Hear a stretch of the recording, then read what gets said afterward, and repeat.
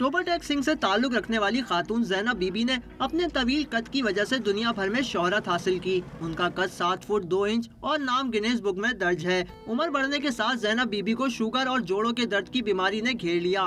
गैर शादीशुदा ज़ैनब बीबी गुजर बसर के लिए पकोड़े बेचने पर मजबूर है।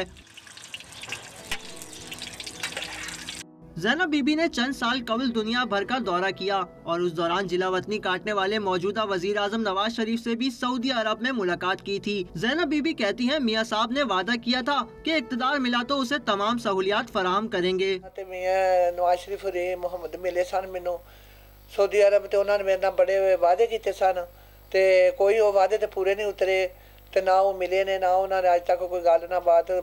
बड़े पैगाम दिते ने मीडिया के थ्रू भी कोई गलबात नहीं। इलाका मकीनों ने भी हुकूमत से अपील की है कि वो ज़ैनब बीबी का इलाज कराए।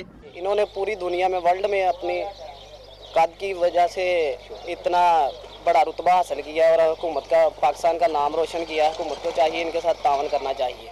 इलाका मकीनों ने ज़ैनब बीबी के हमरा पाकिस्तान जिंदाबाद के नारे लगाकर मुल्क से अपनी मोहब्बत का इजहार भी किया। पाकिस्तान जिंदाबाद।